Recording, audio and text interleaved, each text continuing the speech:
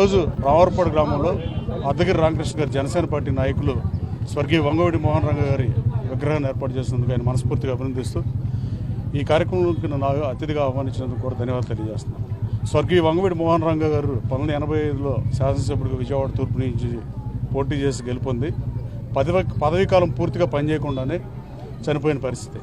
అయినా కూడా ఆయన చనిపోయి 36 సంవత్సరాలు అయినా భారతదేశంలో ఉన్న 29 రాష్ట్రాల్లో ఏ నాయకుడికి దక్కని గౌరవం వంగవీటి మోహన్ రంగ దక్కిన దాంట్లో ఏమాత్రం సందేహం లేదు. ఒక శాసనసభ్యుడిగా పూర్తికాలం పనిచేయని వ్యక్తికి ఇంకా జయంతులు వర్ధంతులు చేస్తున్నారంటే అది పేద ప్రజల పట్ల ఆయన బతుకు నిదర్శనంగానే భావిస్తున్నా.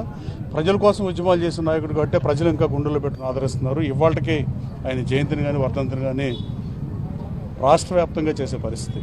అలాగే ఈ కార్యక్రమం ఏర్పాటు చేసిన జనసేన పార్టీ నాయకులకి రామకృష్ణ గారికి మరోసారి హృదయపూర్వక ధన్యవాదాలు తెలియజేస్తున్నాను.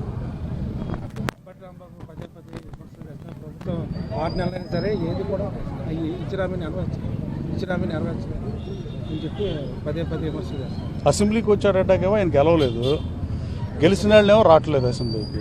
అసెంబ్లీ ఉందేందుకు? ప్రజావేదిక ప్రజా సమస్యను పరిష్కరిస్తాకు ఉన్న వేదిక ఒకే ఒకటి అసెంబ్లీ. మనకు అసెంబ్లీకి గెలిచిన వైఎస్ఆర్ కాంగ్రెస్ పార్టీ శాసనసభ్యులు రాకుండా జగన్మోహన్ రెడ్డి గారు కూడా నిన్న ప్రజా దర్బార్ నిర్వహిస్తున్నాడు. ఇవాళే అనుకోండి పులివెందుల్లో.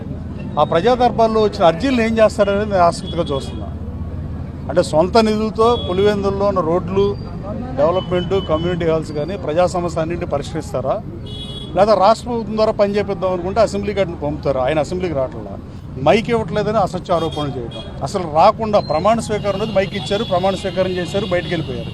మళ్ళీ వాళ్ళు రాకుండా మైక్ ఇస్తారో ఎవరో అంటే ఫోబియా టైప్లో అలా వస్తే మైక్ ఎవరో వాళ్ళకి వాళ్ళే ఊహించుకుని మానేయటం బాధాకరం. ప్రజాస్వామ్యం మీద దాడి ఇది. అలాగే ఓటేసిన ప్రజల మీద దాడి, అలాగే ప్రజాస్వామ్యాన్ని అపహరించడం, శాసనసభను అవమానించడం ఆంధ్రప్రదేశ్ రాష్ట్ర రాజకీయాల్లో ఎప్పుడైనా ఉందా ఇలాంటిది? ఒక్కసారి 94లో ప్రతిపక్ష హోదా లేకపోతే కాంగ్రెస్ పార్టీకి ఆ రోజు పి జనార్దన్ రెడ్డి గారు కానీ పిసిసి ప్రెసిడెంట్ కానీ వచ్చారా రాలేదా? అలాగే ఇప్పుడు శాసన మండలికి ఎందుకు వెళ్తున్నారు ప్రజలకు సమాధానం చెప్పాల్సిన అవసరం ఉంది. రాజ్యసభ సభ్యులు ఎందుకు వెళ్తున్నారు? విజయసాయి రెడ్డి గారు వీళ్ళందరూ ఎందుకు వెళ్తున్నారు రాజ్యసభకి? అలాగే లోక్సభలో వీళ్ళు గెలిచింది 9 ఎంపీలు, వీళ్ళు ఎందుకు వెళ్తున్నారు లోక్సభకి? వీళ్ళ ప్రధాన ప్రతిపక్ష హోదా ఉందా లోక్సభలో కానీ రాజ్యసభలో కానీ? ఇదన్నీ దుర్మార్గంగా భావిస్తున్నా. ప్రజలు అన్నీ గమనిస్తారు. చంద్రబాబు నాయుడు గారు ప్రతిపక్ష హోదా తీసేస్తానని చెప్పి ఆ రోజున అన్ని రకాల ప్రయత్నాలు సర్వశక్తులు ఒడ్డి 4 తెలుగుదేశం పార్టీ శాసనసభ్యుల్ని జనసేనకు ఒకే ఒక శాసనసభ్యుడు ఆ రోజు గెలిచుంటే అతన్ని లాక్కున్నప్పుడు ఈ నీతి సూత్రాలు గుర్తులేదు వాళ్ళకి. ఆ 5 శాసనసభ్యులు లాక్కున్నప్పుడు 4 పోతే చంద్రబాబు నాయుడు గారు ప్రతిపక్ష హోదా పోగా రాష్ట్ర ప్రజలు 151 సీట్లు ఇచ్చి ఆ రోజు అధికారం ఇచ్చారు. పార్టీ పెట్టిన ఫస్ట్ ఎన్నికల్లో 67 శాసనసభ టికెట్లు ఇచ్చి ప్రతిపక్ష హోదా ఇస్తే ఆ రోజు అసెంబ్లీకి వచ్చి మధ్యలో మానేసిన పరిస్థితి. కానీ తర్వాత 151 మంది ఎమ్మెల్యేలు గెలిచిన తర్వాత సభానాయకుడిగా సభను నడిపావు. అంటే శాసనసభ మీద నీకు గౌరవం ఉందా లేదా అని మాజీ ముఖ్యమంత్రి గారిని అడుగుతున్నా. అసలు శాసనసభకు రానప్పుడు తన పార్టీ నుంచి గెలిచిన కొత్తగా ఎన్నికైన ఎమ్మెల్యేలు కూడా తీవ్ర మదనపడే పరిస్థితి. అసలు మనం అసెంబ్లీకి వెళ్తామా, అసెంబ్లీ చూడకుండానే 5 ఏళ్ళ పదవీకాలం అయిపోతుందని ముందు వాళ్ళ మనోభావాలు తెలుసుకోవాల్సిందిగా కోరుతున్నా.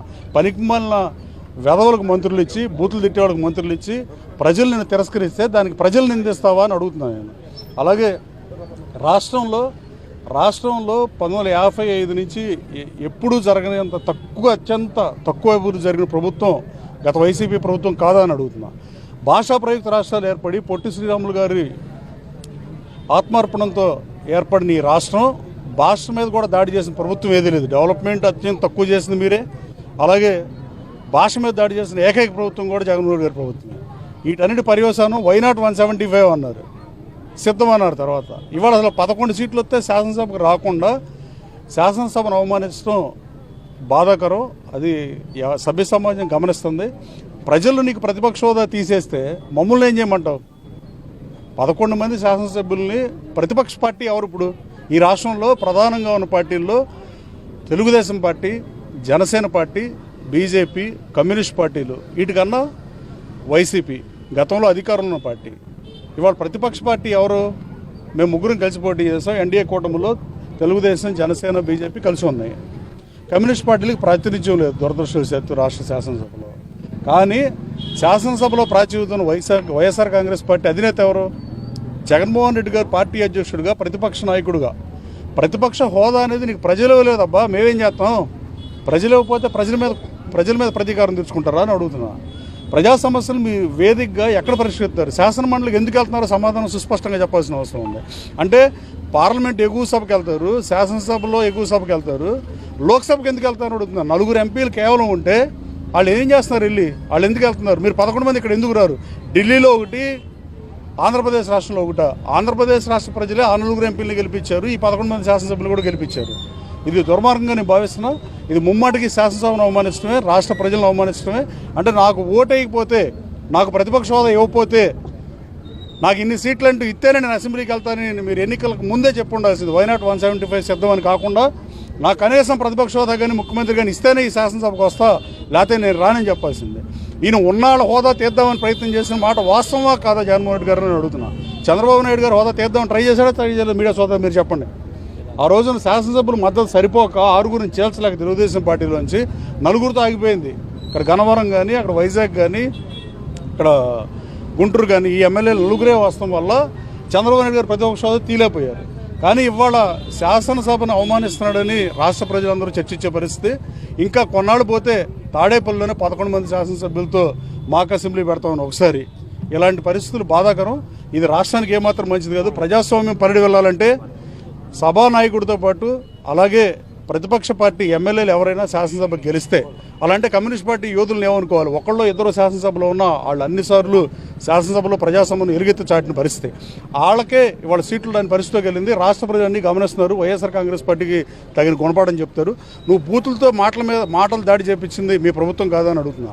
గత మంత్రులు వాళ్ళ పనికిమాలిన వెధవలను మంత్రులుగా పెట్టుకోవడం వల్ల, అలాగే అభివృద్ధి అత్యంత తక్కువ చేయడం వల్ల, భాషా ప్రయుక్త రాష్ట్రంలో తెలుగు భాష మీద దాడి చేయడం వల్ల ఈ రాష్ట్రంలో ఊరు వాడ ఏకమై ప్రజలందరూ నీకు 11 సీట్లు ఇస్తే నువ్వు ప్రజలను అవమానిస్తావా శాసనసభకు రాకుండా అని. కానీ తక్షణం మీరు నా దానికి సమాధానం జగన్మోహన్ రెడ్డి గారు చెప్తాడో చెప్పడో తెలియదు. కానీ నేను సుస్పష్టంగా జగన్మోహన్ రెడ్డి గారు అడుగుతున్నాను, అంబటి రాంబాబు గారినైనా మీరు అడిగిన ఎవరినైనా. ఇందాక ఇంకో మీడియా సోదరు కూడా అడుగుతున్నాడు, అసలు మీరు మండలికి ఎందుకు వెళ్తున్నారు? పార్లమెంట్లో లోక్సభకు ఎందుకు వెళ్తున్నారు? ఎగువ సభకు ఎందుకు వెళ్తున్నారు? దిగువ సభ లోక్సభలో 4 ఎంపీలు ఉంటే ఎందుకు వెళ్తున్నారు? ఈ రాష్ట్ర శాసనసభను మాత్రం ఎందుకు అవమానిస్తున్నారని సూటిగా జగన్మోహన్ రెడ్డి గారిని అడుగుతున్నా. నీకు 11 సీట్లు ఇచ్చిన వాళ్ళు కొత్తగా అయిన ఎమ్మెల్యేలు అయితే తీవ్రంగా మదనపడే పరిస్థితి. నేను అనుకున్న ఉన్న 11 మంది ఎమ్మెల్యేలో పులివెందుల ఎమ్మెల్యే అయిన జగన్మోహన్ రెడ్డి గారు తప్పించి మిగతా 10 మంది కూడా అసలు ఈ శాసనసభ మనం వెళ్తామా లేదనే పరిస్థితిలో బాధపడుతున్నారని నాకున్న సమాచారం. రాబోయే కాలంలో ప్రజలు మీకు ఇచ్చిన అధికారాన్ని ప్రజల మీద కోపం చూపించకుండా మీకు 11 సీట్లు ఇచ్చిన ఆ నియోజక ప్రజల సమస్యలను ఎక్కడ అడ్రస్ చేస్తారని అడుగుతున్నారు. ప్రజా సమస్యల పరిష్కారానికి శాసనసభ వేదిక ఇంకేమైనా వేదికలు ఉన్నాయని మీరు భావిస్తున్నారా? దీన్ని స్పష్టంగా సమాధానం చెప్పాల్సింది. మీడియా సోదరులు కూడా ఇది డెఫినెట్గా దీన్ని ప్రజల్లోకి తీసుకెళ్లాల్సిన అవసరం ఉంది. ఇది ముమ్మాటికి శాసనసభ మీద దాడే, అలాగే ప్రజాస్వామ్యం మీద దాడే. అలాగే ప్రజాస్వామ్యం పరిడి వెళ్ళాలంటే ఎవరైనా వాళ్ళ పాత్రను పోషించాలి. ప్రజాస్వామ్యంలో అధికార పార్టీ ఒకటే ఉండటం అనేది కరెక్ట్ కాదు. ప్రతిపక్ష సభ్యులు కూడా ఎలక్ట్ అయిన వాళ్ళు ప్రజలు ఇచ్చిన మ్యాండేట్ని గౌరవించి వాళ్ళు వచ్చి శాసనసభకు వచ్చి వాళ్ళ సమస్యలు ఎలుగెత్తి చాటాలని మీ ద్వారా కోరుతున్నా. వైసీపీ శాసనసభ్యులు 11 మందికి విజ్ఞప్తి చేస్తున్నాం. Come and discuss what ever you want to, మీ కాన్షియన్సీ విషయాలు కానీ లేదు రాష్ట్ర విషయాలు కానీ ఇక్కడికి వచ్చి డిస్కస్ చేయండి. అంటే అంబటి రాంబాబు గారు అంటే రాజకీయాల్లో గెలుపోవడం సహజం. 270 ఓట్లతో ఈ నియోజకవర్గంలో 2019లో ఓడిపోయా.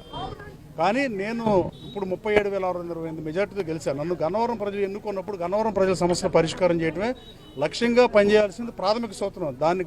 దానికి తిలోదకాలు ఇచ్చి కేవలం పార్లమెంట్కి, లోక్సభకి, రాజ్యసభకి, శాసనమండలికి వెళ్తాం, శాసనసభకు మాత్రం రావంటే చంద్రబాబు నాయుడు గారిని చూసే ధైర్యం లేక రావట్లేదని అడుగుతున్నాను. Thank you.